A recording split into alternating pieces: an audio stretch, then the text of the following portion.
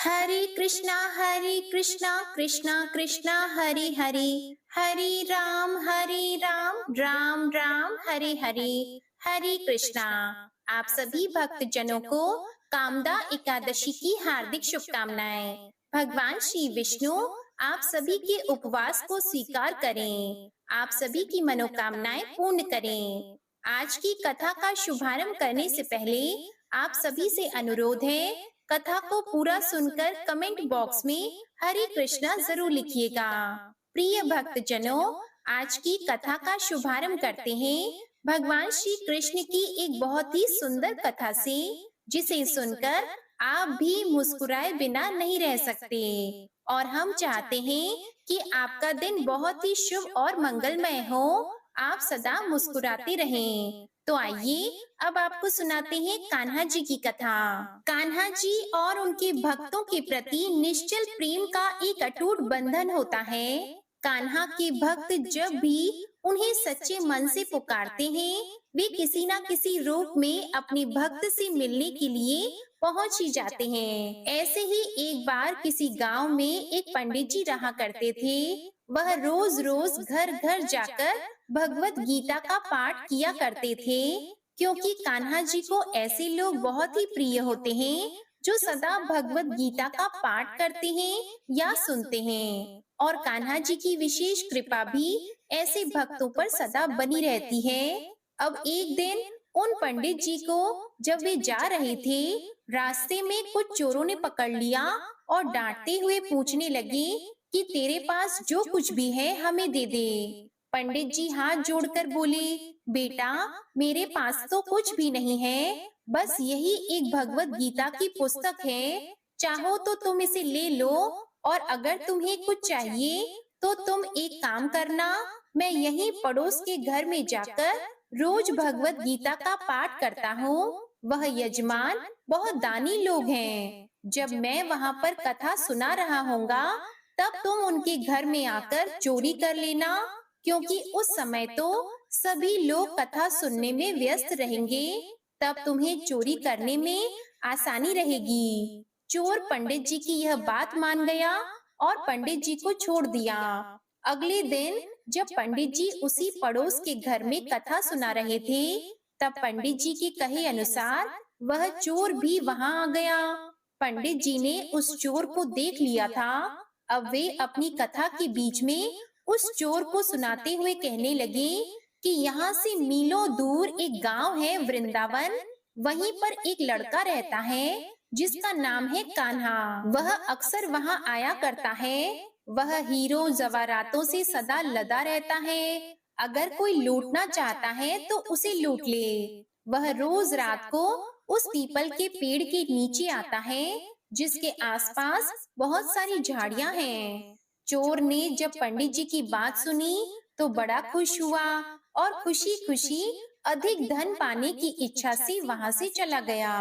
अब वह चोर अपने घर गया और जाकर अपनी पत्नी से बोला कि सुनो, आज मैं कान्हा नाम के एक बच्चे को लूटने जा रहा हूँ। सुना है वह हीरे जवारातों से लदा रहता है, और वह जहाँ रहता है वह जगह यहाँ से मीलों दूर है। तुम एक काम करो, मुझे रास्ते में खाने के लिए कुछ खाना बांध कर दो। पत्नी ने थोड़ा सत्तू बांधकर उसे दे दिया और कहा कि बस यही है जो कुछ भी है, इसी को खाकर पानी पी लेना। चोर अपने घर से यह संकल्प लेकर चला कि आज तो मैं उस कान्हा को लूट कर ही वापस आऊंगा। अब वह पैदल ही टूटे चप्पलों में वहां से चल पड़ा। रास्ता बहुत लंबा था, लेकिन वह चोर मन में उसी कान्हा नाम के बालक का ध्यान करते हुए आगे चलने लगा। हर समय बस उसी बालक का रूप उसे ध्यान में आ रहा था कि एक नन्हा बालक है जो हर समय हीरे जवारातों से लदा रहता है, और उसी के सारे हीरे मोती आज मैं चुरा कर ले आऊंगा। इस तरह रास्ते भर वह नन्हे बालक का ध्यान करता रहा। सुबह से लेकर चलते चलते शाम हो गई। जब शाम हुई तो वह उसी जगह पहुंच गया जहां पर उसे पंडित जी ने जाने को बताया था। अब उस जगह पहुंचकर वह सोचने लगा कि अगर मैं यहीं सामने खड़ा हो गया तो वह बच्चा तो मुझे देखकर भाग जाएगा। फिर तो इतनी दूर से पैदल चलकर मेरा यहाँ आना व्यर्थ हो जाएगा। इसलिए उसने सोचा, क्यों ना मैं पास वाली झाड़ी में ही छुप जाऊं। अब जैसे ही वह चोर उन घनी झाड़ियों में छुपा, झाड़ियों के लंबे लंबे कांटे उसे चुभने लगे। उस समय उसके मुंह से बस एक ही आवाज आई, कान्हा कान्हा। उसका शरीर लहूलुहान हो गया, लेकिन मुंह से सिर्फ यही निकला, कान्हा आ जाओ, कान्हा आ जाओ। अपने भक्त की ऐसी दशा देखकर कान्हा जी चल पड़े। तभी रुक्मणी जी कान्हा जी से बोली, प्रभु कहाँ जा रहे हो? वह आपको लूट लेगा। प्रभु बोले, कोई बात नहीं, अपने ऐसे भक्त के लिए मैं लुट जाना तो क्या, मिट जाना भी पसंद करूंगा। अब ठाकुर जी ने एक नन्हे बालक का रूप बना लिया और वे आधी रात होने पर उसी जगह आ गए जहाँ पर वह चोर झाड़ियों में छुपा हुआ था। अब जैसे ही वह उस जगह पर पहुँचे, चोर एकदम से झाड़ियों से बाहर निकला और उन्हें पकड़कर बोला, अरे ओ कान्हा, तूने मुझे दुखी किया है रे। अब यह चाकू देख रहा है ना, चुपचाप अपने सारे गहने मुझे दे दे। कान्हा जी ने तो हंसते हुए उस चोर को सब कुछ दे दिया और चोर हंसी खुशी अगले दिन अपने गांव में वापस आ गया। बड़ा खुश था कि आज तो इतने सारे हीरे जवाहरात लूट कर लाया हूँ कि अब मुझे पूरे जीवन भर चोरी करने की आवश्यकता ही नहीं रहेगी। चोर बड़ा खुश होकर अगले दिन सबसे पहले उन्हीं पंडित जी से मिलने के लिए जाने लगा और पंडित जी जिस घर में कथा सुना रहे थे वहीं पहुंच गया। जितने भी गहने वह चोरी करके लाया था, उनका आधा हिस्सा उसने ले जाकर पंडित जी के चरणों में रख दिया। पंडित जी ने जब देखा तो पूछा, भाई यह क्या है? तब वह चोर बोला, पंडित जी आपने ही तो मुझे उस कान्हा का पता दिया था और मैं तो उसको ही लूट कर ले आया हूँ और यह रहा आपका हिस्सा। आपने मुझे उसका पता बताया था ना, इसलिए यह आधा हिस्सा अब आपका हुआ। पंडित जी ने सुना तो कानों पर यकीन नहीं हुआ।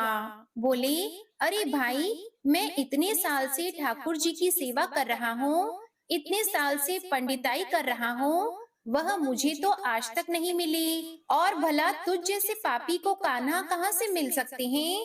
चोर ने बार बार पंडित जी से कहा, नहीं पंडित जी, मैं सच में कान्हा से मिला हूँ। पंडित जी बोले, चल मैं भी चलता हूँ तेरे साथ वहाँ पर, मुझे भी दिखा कि कान्हा कैसा दिखता है। और इस तरह चोर और पंडित जी कान्हा जी से मिलने के लिए चल पड़े। एक लंबी थकान भरी पैदल यात्रा के साथ ही वे दोनों अब वृंदावन में पहुँच चुके थे। वृंदावन में पहुंचकर वह चोर पंडित जी को उन झाड़ियों के पास ले गया जहाँ पर वह छुपा हुआ था। चोर ने पंडित जी का हाथ पकड़कर कहा, आओ पंडित जी मेरे साथ, यहाँ पर छुप जाओ। अब पंडित जी चोर के साथ ही उन झाड़ियों के अंदर छुप गए। दोनों का शरीर कांटों से लहूलुहान हो गया और मुंह से दोनों के बस एक ही आवाज निकली, कान्हा कान्हा आ जाओ। ठीक मध्य रात्रि में कान्हा जी फिर से एक बालक का रूप धरकर वहीं आ गए। देखते ही चोर और पंडित जी झाड़ियों से बाहर निकल आए। पंडित जी की आंखों में खुशी और प्रेम के आंसू थे। कान्हा जी को देखते ही वह तो फूट फूट कर रोने लग गए। बोले कि भाई, हम जिसे आज तक देखने के लिए तरसते रहे, जो आज तक लोगों को लूटता आया है, उसे तो तुमने ही लूट लिया। तुम तो धन्य हो भाई, और आज तुम्हारे ही कारण मुझे कान्हा के दर्शन हुए हैं। तुम धन्य हो। तो ऐसा है ठाकुर जी का प्यार अपने सच्चे भक्तों के लिए।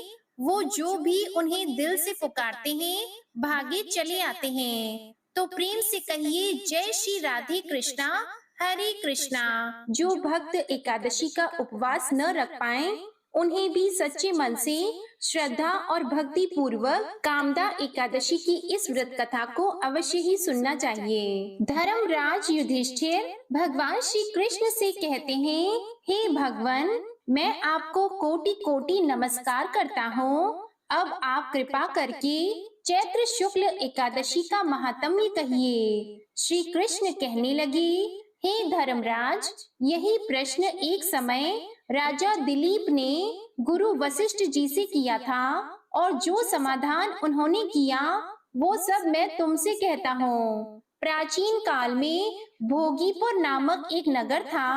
वहां पर अनेक ऐश्वर्यों से युक्त पुंडरीक नाम का एक राजा राज्य करता था। भोगीपुर नगर में अनेक अप्सरा, किन्नर तथा गंधर्व वास करते थे। उनमें से एक जगह ललिता और ललित नाम के दो स्त्री पुरुष अत्यंत वैभवशाली घर में निवास करते थे। उन दोनों में अत्यंत स्नेह था, यहाँ तक कि अलग अलग हो जाने पर दोनों व्याकुल हो जाते थे। एक समय पुंडरीक की सभा में अन्य गंधर्वों सहित ललित भी गान कर रहा था। गाते गाते उसको अपनी प्रिय ललिता का ध्यान आ गया और उसका स्वर भंग होने के कारण गाने का स्वरूप बिगड़ गया। ललित के मन के भाव जानकर कारकोट नामक नाग ने पद भंग होने का कारण राजा से कह दिया। तब पुंडरीक ने क्रोध पूर्वक कहा कि तू मेरे सामने गाता हुआ अपनी स्त्री का स्मरण कर रहा है, इसलिए तू कच्चा मांस और मनुष्यों को खाने वाला राक्षस बनकर अपने किए हुए कर्म का फल भोग। पुंडरीक के श्राप से ललित उसी क्षण महाकाय विशाल राक्षस हो गया। उसका मुख अत्यंत भयंकर, नेत्र सूर्य चंद्रमा की तरह प्रदीप्त तथा मुख से अग्नि निकलने लगी। उसकी नाक पर्वत की कंदरा के समान विशाल हो गई और गर्दन पर्वत के समान लगने लगी। सिर के बाल पर्वतों पर खड़े वृक्षों के समान लगने लगे तथा भुजाएं अत्यंत लंबी हो गईं। कुल मिलाकर उसका शरीर 8 योजन के विस्तार में हो गया। इस प्रकार राक्षस होकर वह अनेक प्रकार के दुख भोगने लगा। जब उसकी प्रियतमा ललिता को यह वृतांत मालूम हुआ तो उसे अत्यंत खेद हुआ और वह अपने पति के उद्धार का यत्न सोचने लगी। वह राक्षस अनेक प्रकार के घोर दुख सहता हुआ घने वनों में रहने लगा। उसकी स्त्री उसके पीछे पीछे जाती और विलाप करती रहती। एक बार ललिता अपने पति के पीछे पीछे घूमती विंध्याचल पर्वत पर पहुंच गई, जहां पर ऋषि श्रृंगी का आश्रम था। ललिता शीघ्र ही श्रृंगी ऋषि के आश्रम में गई और वहां जाकर विनीत भाव से प्रार्थना करने लगी। उसे देखकर श्रृंगी ऋषि बोले कि हे सुभगे, तुम कौन हो और यहाँ किस लिए आई हो? ललिता बोली कि हे मुनि, मेरा नाम ललिता है। मेरा पति राजा पुंडरीक के श्राप से विशालकाय राक्षस हो गया है। इसका मुझको महान दुख है। उसके उद्धार का कोई उपाय बताइए। तब ऋषि श्रृंगी बोले, हे गंधर्व कन्या, अब चैत्र शुक्ल एकादशी आने वाली है, जिसका नाम कामदा एकादशी है। इसका व्रत करने से मनुष्य के सब कार्य सिद्ध होते हैं। यदि तो कामदा एकादशी का व्रत कर उसके पुण्य का फल अपने पति को दे तो वह शीघ्र ही राक्षस योनि से मुक्त हो जाएगा और राजा का श्राप भी अवश्यमेव शांत हो जाएगा। मुनि के ऐसे वचन सुनकर ललिता ने चैत्र शुक्ल एकादशी आने पर उसका व्रत किया और द्वादशी को ब्राह्मणों के सामने अपने व्रत का फल अपने पति को देती हुई भगवान से इस प्रकार प्रार्थना करने लगी, हे प्रभु, मैंने जो यह व्रत किया है इसका फल मेरे पति देव को प्राप्त हो जाए, जिससे वह राक्षस योनि से मुक्त हो जाए। एकादशी का फल देते ही उसका पति राक्षस योनि से मुक्त होकर अपने पुराने स्वरूप को प्राप्त हुआ। फिर अनेक सुंदर वस्त्र आभूषणों से युक्त होकर ललिता के साथ विहार करने लगा। उसके पश्चात वे दोनों विमान में बैठकर स्वर्ग लोक को चले गए। वशिष्ठ मुनि कहने लगे कि हे राजन, इस व्रत को विधि पूर्वक करने से समस्त पाप नाश हो जाते हैं तथा राक्षस आदि की योनि भी छूट जाती है। संसार में इसके बराबर कोई और दूसरा व्रत नहीं है। इसकी कथा को पढ़ने या सुनने से वाजपेय यज्ञ का फल प्राप्त होता है। प्रेम से बोलिए भगवान श्री लक्ष्मी नारायण जी की जय। अब सुनिए एकादशी माता की कथा और आरती। एक बार एक राज्य में एक राजा रहा करता था। राजा बहुत ही बुद्धिमान और बलशाली था। राजा सदा ही अपनी प्रजा का बहुत अच्छे से ध्यान रखता था। प्रजा भी राजा को बहुत पसंद करती थी। राजा की 2 बेटियां थी। राजा अपनी दोनों बेटियों से बहुत प्रेम करता था। राजा की छोटी बेटी देखने में बहुत सुंदर और आकर्षित थी और राजा की बड़ी बेटी छोटी बेटी के मुकाबले थोड़ी कम सुंदर थी। राजा की छोटी बेटी माता की पूजा किया करती थी और सभी लोग राजा की छोटी बेटी से बहुत प्रेम करते थे और बहुत प्रशंसा किया करते थे। राजा भी अपनी छोटी बेटी को बड़ी बेटी से अधिक प्रेम करता था, जिसके कारण राजा की बड़ी बेटी को अपनी छोटी बहन से बहुत नफरत होने लगी थी। राजा की दोनों बेटियां जब बड़ी हो गई, तब एक पड़ोस के राज्य में रहने वाले राजकुमार राजा की बड़ी बेटी के लिए रिश्ता लेकर आया। लेकिन जैसे ही उस राजकुमार की नजरें राजा की छोटी बेटी पर पड़ी, तो वह राजकुमार राजा की छोटी बेटी पर आकर्षित हो गया और छोटी बेटी से पहली नजर में प्रेम करने लगा। उस राजकुमार ने राजा की बड़ी बेटी के साथ विवाह करने से मना कर दिया और उसने राजा से कहा कि मैं आपकी छोटी बेटी से विवाह करना चाहता हूँ। ये सब देखकर राजा की बड़ी बेटी अपनी छोटी बहन से बहुत क्रोधित हो गई और राजा की बड़ी बेटी ने अपनी छोटी बहन को अपना सबसे बड़ा दुश्मन मान लिया। राजा की बड़ी बेटी ने अपनी छोटी बहन से बदला लेने का निर्णय किया। राजा की बड़ी बेटी ने अपनी छोटी बहन को जान से मारने का उपाय सोचा। राजा की बड़ी बेटी ने अपनी छोटी बहन को मारने के लिए सबसे पहले एक लड्डू में जहर मिलाकर अपनी छोटी बहन को दे दिया और उसको लड्डू खाने के लिए कहा। लेकिन लड्डू खाने के बाद भी छोटी बहन को कुछ भी नहीं हुआ। बड़ी बहन ये देखकर बहुत आश्चर्यचकित हो गई, लेकिन बड़ी बहन ने हार नहीं मानी। जब उसकी छोटी बहन रात में कमरे में सो रही थी, तब उसने एक मटके में सांप रखकर उसके कमरे में छोड़ दिया, लेकिन सांप भी छोटी बहन का कुछ नहीं कर पाया। जिसके बाद बड़ी बहन ने अपनी छोटी बहन से कहा कि चलो हम लोग कुएं में से पानी भर कर लाते हैं, जिसके लिए वह अपनी छोटी बहन को पानी भरने के बहाने कुएं के पास ले गई और उसने अपनी छोटी बहन को कुएं में धक्का दे दिया।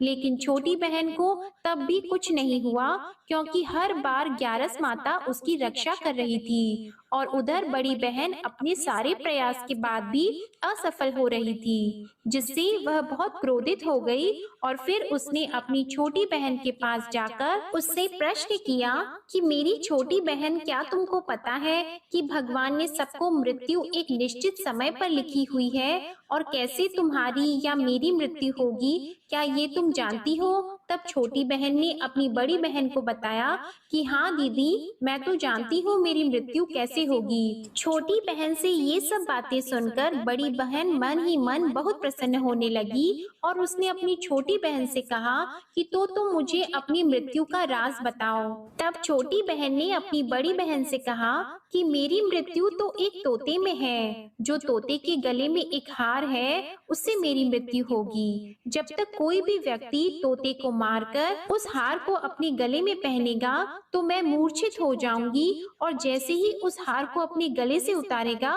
तो मैं वापस से जीवित हो जाऊंगी। अपनी छोटी बहन की मृत्यु का राज जानकर बड़ी बहन बहुत खुश हुई और उसने अपनी छोटी बहन को मारने के लिए उसके पालतू तोते को ढूंढना शुरू कर दिया। और छोटी बहन को इस बात का आभास हो गया था कि कोई उसकी जान लेना चाहता है, जिसके लिए वह अपने पिताजी के पास गई और उसने अपने पिताजी से कहा कि पिताजी, मेरी मृत्यु के बाद आप मुझे मत जलाइएगा, बल्कि आप मुझे अपनी पुरानी वाली हवेली में एक पलंग में लिटाकर छोड़ दीजिएगा। अपनी छोटी लड़की की ये बातें सुनकर राजा बहुत आश्चर्यचकित हो गया। राजा ने अपनी छोटी बेटी से पूछा कि बेटी, तुम ये क्या कह रही हो? तब राजा की छोटी बेटी ने बताया कि पिताजी, समय किसी के लिए नहीं रुकता है, क्या कब किसको हो जाए इसका किसी को कुछ नहीं पता। फिर राजा ने अपनी छोटी बेटी से कहा कि तुम ऐसी बातें क्यों करती हो? 2-3 दिन के बाद तो तुम्हारा विवाह है। लेकिन छोटी बेटी ने अपने पिताजी को ऐसा करने पर मजबूर कर दिया और उनसे वचन ले लिया। राजा ने भी अपनी छोटी बेटी की बात स्वीकार कर ली और 2-3 दिनों के बाद जब शादी का समय आया, तब राजकुमार बारात लेकर राजा के घर आया और राजकुमार और राजा की छोटी बेटी का विवाह शुरू हो गया। जैसे ही राजा की छोटी बेटी राजकुमार के साथ फेरे लेना शुरू हुई, तो उसकी बड़ी बहन अपनी छोटी बहन के कमरे में जाकर उसके तोते को पकड़ लेती है और उसको जान से मार देती है। तोते के गले में जो हार था उसको अपने गले में धारण कर लेती है और जैसे ही बड़ी बहन उस हार को अपने गले में धारण करती है, तो उधर छोटी बहन 3.5 ही फेरे ले पाती है और वहीं पर बेहोश होकर गिर जाती है। जिसके बाद राजा ने बड़े बड़े दर्द हकीमों को बुलाया और अपनी छोटी बेटी का इलाज करने के लिए कहा। राजा की बात सुनकर जब वैद्य ने छोटी बेटी को देखा, तो राजा को बताया कि आपकी छोटी बेटी ना तो जीवित है और ना मरी हुई है। ऐसा मैं पहली बार देख रहा हूँ। राजा ने वैद्य और हकीम को ये बात बाहर बताने से मना कर दिया और उनको कहा कि अगर तुमने ये बात किसी को बाहर बताई तो हम तुमको फांसी दे देंगे। राजा ने अपनी छोटी बेटी को पुराने महल में जाकर एक पलंग में लेटा दिया और वहाँ पर कुछ सैनिकों को तैनात कर दिया। इसके बाद राजा वापस अपने महल पर आ गया। राजा की बड़ी बेटी अपने पिताजी के पास आई और कहने लगी कि पिताजी, अगर ये शादी संपन्न नहीं हुई तो आपकी इज्जत का क्या होगा? आप कहें तो मैं आपकी इज्जत बचाने के लिए राजकुमार से शादी करने के लिए तैयार हूँ। जिसके बाद राजा ने अपनी बड़ी बेटी की बात मान ली और राजा ने बड़ी बेटी को छोटी बेटी के कपड़े पहनाकर मंडप में भेज दिया। लेकिन राजकुमार ये जान गया कि ये राजा की छोटी बेटी नहीं है, बल्कि ये राजा की बड़ी बेटी है। लेकिन जब राजकुमार ने शादी करने से मना किया, तो सभी लोगों ने राजकुमार को बेबस करके राजा की बड़ी बेटी से बचे हुए फेरों को संपन्न करा दिया और विवाह संपन्न हुआ। जिसके बाद राजकुमार राजा की बड़ी बेटी को अपने महल में ले गया। विवाह होने के बाद राजकुमार उससे ना तो बात करता था, ना उसे पसंद करता था और ना ही उसके आसपास भटकता था। और राजकुमार ने ये फैसला लिया था कि वह अपनी प्रेमिका को ढूंढ कर रहेगा और ये जानकर रहेगा कि उसके साथ क्या हुआ है। एक दिन राजकुमार अपने घोड़े पर सवार होकर राजा के पुराने महल के पास पहुंचा, जहां पर उसने कुछ सैनिकों को देखा। महल के पास पहुंचकर राजकुमार ने जब महल को ध्यान से देखा, तो वह समझ गया कि ये तो हमारे ससुर जी का महल है। तब राजकुमार ने सैनिकों से पूछा कि तुम लोग यहाँ क्या कर रहे हो और इस महल के अंदर उस पलंग में कौन लेटा है? जिसके बाद सैनिकों ने बताया कि यहाँ पर राजा की छोटी बेटी लेटी है। ये सुनकर राजकुमार बहुत प्रसन्न हो गया और वह तुरंत अपनी प्रेमिका के पास पहुँच गया और उसकी सेवा करने लगा। जैसे ही रात हुई तो राजा की छोटी बेटी उठकर खड़ी हो गई। राजकुमार ये देखकर बहुत खुश हो गया और उसने अपनी प्रेमिका से पूछा कि तुम यहाँ क्या कर रही हो? तुम मेरे साथ मेरे घर चलो। राजा की छोटी बेटी ने राजकुमार को सारी बातें बता दी कि मेरी जान एक तोते में बसती थी और मैंने ये बात सिर्फ अपनी बड़ी बहन को बताई थी और मुझे पता है कि उसने ही मुझे मारने का प्रयास किया है। उसके पास एक हार है जिसको वह सुबह पहन लेती है और रात को उतार देती है। जब तक वो हार को पहन कर रखती है तब तक मैं मूर्छित रहती हूँ और जैसे ही वो हार को उतार देती है तो मैं जीवित हो जाती हूँ और जब तक मेरी बड़ी बहन के पास वो हार रहेगा तब तक मैं ऐसे ही जीवित और मूर्छित होती रहूंगी। अगर मेरी बड़ी बहन के पास जो हार है वो मेरे हाथ लग जाए तो मैं हमेशा के लिए जीवित हो जाऊंगी। राजकुमार ये सब बातें सुनकर राजा की छोटी बेटी के पास रहने का निर्णय ले लेता है और उसने अपने बचे हुए सारे फेरे उस पलंग में लेटी हुई राजकुमार की छोटी बेटी के साथ ले लिए और अपना विवाह पूर्ण कर लिया और वहीं पर वो रहने लगा। देखते ही देखते कुछ समय में राजा की छोटी बेटी और राजकुमार की पत्नी गर्भवती हो गई। एक दिन राजकुमार को किसी काम से बाहर जाना पड़ा। तब छोटी बहन के पेट में बहुत तेज से दर्द होने लगा, जिसके बाद उसने माता का आह्वान किया। जिसके बाद वहाँ माता प्रकट हुई और उन्होंने अपने भक्तों के दर्द को दूर किया और एक पुत्र की प्राप्ति करवाई। और वहीं पर अचानक से राजकुमार भी आ गया।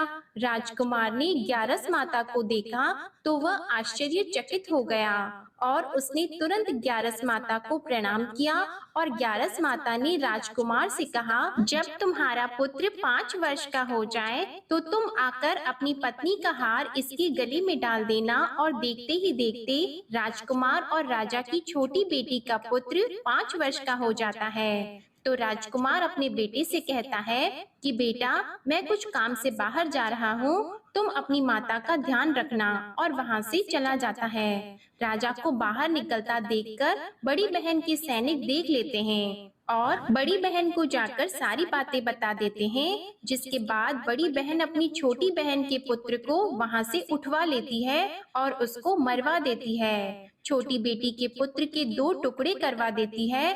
पहला टुकड़ा चक्के के पास छुपा देती है और दूसरा टुकड़ा अपने पलंग के नीचे रख लेती है। अब ग्यारस माता भिखारी का रूप लेकर आती है और एक भिखारी का रूप रखकर बड़ी बहन के पास चली जाती है। जिसके बाद वहाँ पर भिक्षा मांगने लगती है। तो बड़ी बहन अपने नौकरों से कहती है कि जाकर भिक्षा दे दो। लेकिन जैसे ही नौकर ग्यारस माता को भिक्षा देने के लिए आते हैं तो माता उन्हें मना कर देती है और कहती है कि मैं तुम्हारी महारानी से ही भिक्षा लूंगी। जिसके बाद बड़ी बहन स्वयं ही भिक्षा देने के लिए माता के पास आती है। तब माता एक बिल्ली का रूप लेकर उसके कमरे में चली जाती है और वहाँ पर छोटी बेटी के पुत्र के 2 टुकड़े को आपस में जोड़ देती है और उसे जीवित कर देती है। फिर उसे वहाँ से ले जाती है। राजकुमार अपने बेटे को लेकर अपनी पत्नी के पास जाता है और उसे कहता है कि तुम इसका ध्यान रखना। अगर तुम इस बच्चे का अच्छे से ध्यान रखोगी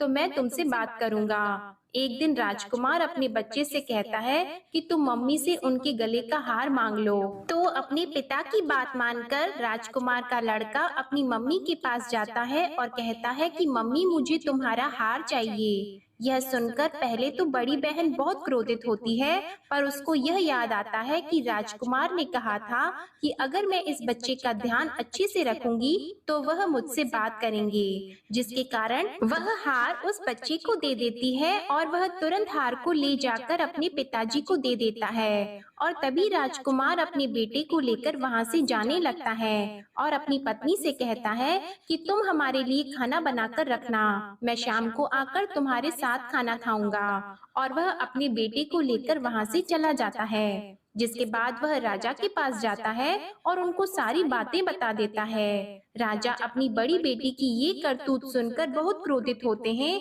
और अपनी परवरिश पर ही दोष देने लगते हैं। राजकुमार को अपनी छोटी बेटी के साथ रहने के लिए आदेश दे देते हैं। इस प्रकार ग्यारस माता की कृपा से राजकुमार और राजा की छोटी बेटी सुखपूर्वक रहने लगे। प्रेम से बोलिए एकादशी माता की जय। प्रेम से बोलिए माता लक्ष्मी और भगवान विष्णु की जय। माता पार्वती और भगवान शंकर की जय। कथा के बाद अब आप आरती श्रवण कीजिए।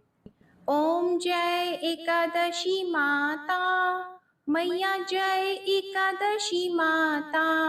विष्णु पूजा व्रत को धारण कर, विष्णु पूजा व्रत को धारण कर, शक्ति मुक्ति पाता।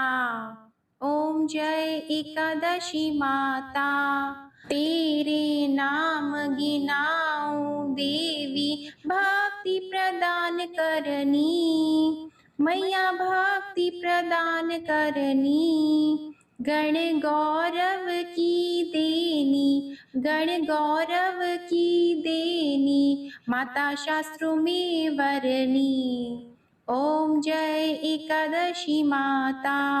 मार्गशीर्ष की कृष्ण पक्ष की उत्पन्ना विश्व तारिणी जन्मी, मैया उत्पन्ना विश्व तारिणी जन्मी। शुक्ल पक्ष में हुई मोक्षदा, मुक्तिदाता बन आई। ओम जय एकादशी माता। पौष के कृष्ण पक्ष की सफला नामक है, सफला नामक है। शुक्ल पक्ष में होए पुत्र दा, आनंद अधिक रहे। ओम जय एकादशी माता। नाम षटतिला माघ मास में कृष्ण पक्ष आवे, मैया कृष्ण पक्ष आवे। शुक्ल पक्ष में जया कहावे, शुक्ल पक्ष में जया कहावे। विजय सदा पावे। ओम जय एकादशी माता। विजया फागुन कृष्ण पक्ष में शुक्ला आमल की, मैया शुक्ला आमल की। पाप मोचनी कृष्ण पक्ष में चैत्र महाबली की। ओम जय एकादशी माता। चैत्र शुक्ल में नाम कामदा, धन देने वाली, मैया धन देने वाली। नाम वरूथिनी कृष्ण पक्ष में, नाम वरूथिनी कृष्ण पक्ष में। वैशाख माह वाली। ओम जय एकादशी माता। शुक्ल पक्ष में होई मोहिनी, अपराज्येष्ठ कृष्ण पक्षी। नाम निर्जला सब सुख करनी, नाम निर्जला सब सुख करनी। शुक्ल पक्ष रखी। ओम जय एकादशी माता। योगिनी नाम आषाढ़ में जानो, कृष्ण पक्ष करनी। देव शयनी नाम कहायो, शुक्ल पक्ष धरनी। ओम जय एकादशी माता। कामिका श्रावण मास में आवे, कृष्ण पक्ष कहिए। श्रावण शुक्ला होए पवित्रा, आनंद से रहिए। ओम जय एकादशी माता। अजा भाद्रपद कृष्ण पक्ष की परिवर्तिनी शुक्ला। इंद्रा आश्विन कृष्ण पक्ष में, इंद्र आश्विन कृष्ण पक्ष में। व्रत से भवसागर निकला। ओम जय एकादशी माता। पापंकुशा है शुक्ल पक्ष में, आप हरनहारी। रमा मास कार्तिक में आवे, सुखदायक भारी। ओम जय एकादशी माता। देवोत्थानी शुक्ल पक्ष की, दुख नाशक मैया, मैया दुख नाशक मैया। पावन मास में करूं विनती, पावन मास में करूं विनती। पार करो नैया। ओम जय एकादशी माता। परमा कृष्ण पक्ष में होती, जन मंगल करनी, मैया जन मंगल करनी। शुक्ल मास में होए पद्मिनी, शुक्ल मास में होए पद्मिनी। दुख दारिद्र हरनी। ओम जय एकादशी माता। जो कोई आरती एकादशी की भक्ति सहित गावे, मैया भक्ति सहित गावे। जन गुर्दिता स्वर्ग का वासा, जन गुर्दिता स्वर्ग का वासा। निश्चय वह पावे। ओम जय एकादशी माता। ओम जय एकादशी माता। ओम जय एकादशी माता। प्रेम से बोलिए एकादशी माता की जय। प्रेम से बोलिए श्री लक्ष्मी नारायण भगवान की जय। आज की कथा और आरती पसंद आए तो वीडियो को लाइक करना मत भूलिएगा और साथ ही चैनल को भी सब्सक्राइब करिएगा। कमेंट में एकादशी माता की जय जरूर लिखिएगा। प्रेम से बोलिए भगवान विष्णु जी और माता लक्ष्मी जी की जय।